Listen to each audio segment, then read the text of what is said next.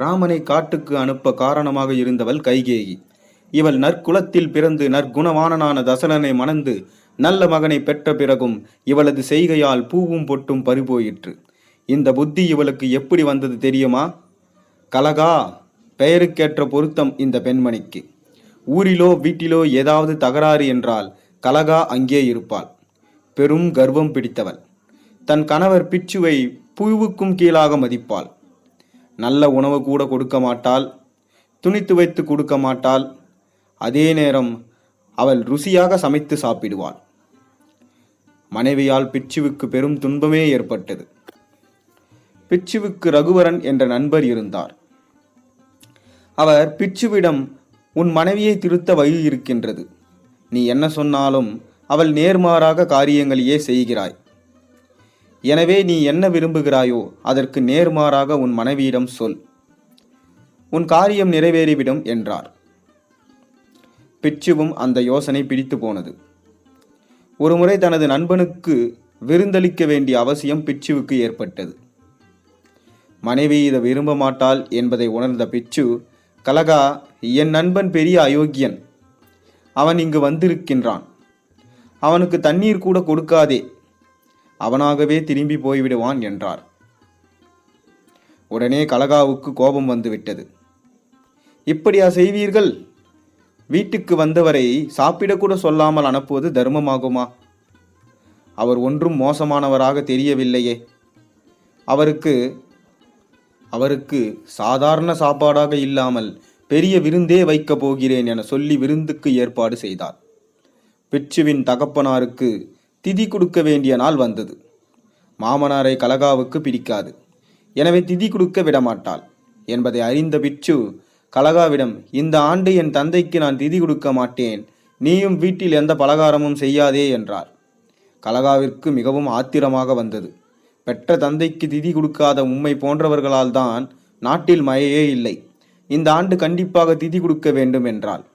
பிச்சு நினைத்தபடியே திவசம் நல்லபடியாக நடந்து முடிந்தது. ஆனால் இது கடைசி வரை சாத்தியமாகவில்லை. சில மாதங்களில் கலகாவுக்கு உண்மை தெரிந்துவிட்டது. அவள் கடுமையாக சண்டை போட்டாள்.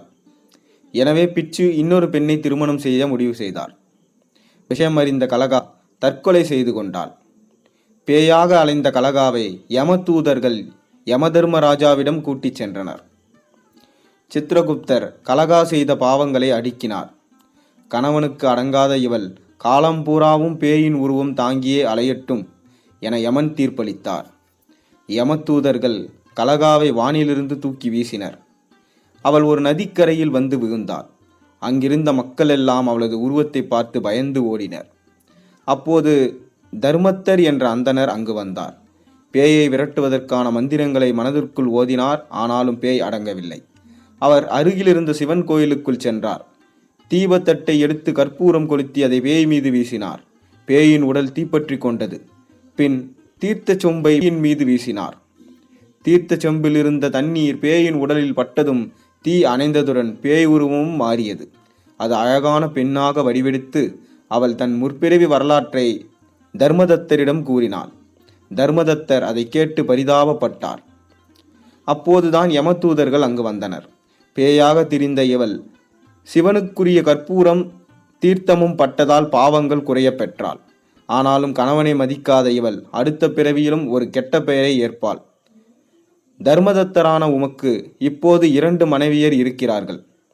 அவர்கள் அடுத்த பிறவியில் கோஷலை, சுமித்திரை என்ற பெயரில் உம்மை கணவனாக அடைவார்கள். உம்மால் பாவ மன்னிப்பு பெற்ற இந்த பெண் கைகேயி என்ற பெயருடன் உம்மை கணவராக அடைவாள் என்று கூறினர். அடுத்த பிறவியில் தர்மதத்தர் தசரத மகாராஜாவாக பிறந்தார். கலகா கைகேயி என்ற பெயரில் பிறந்து அவரை மனைவியாக அடைந்தாள். மந்தரை என்ற தீய பெண்ணுடன் சேர்ந்து ராமனை காட்டுக்கு அனுப்ப காரணமானாள்.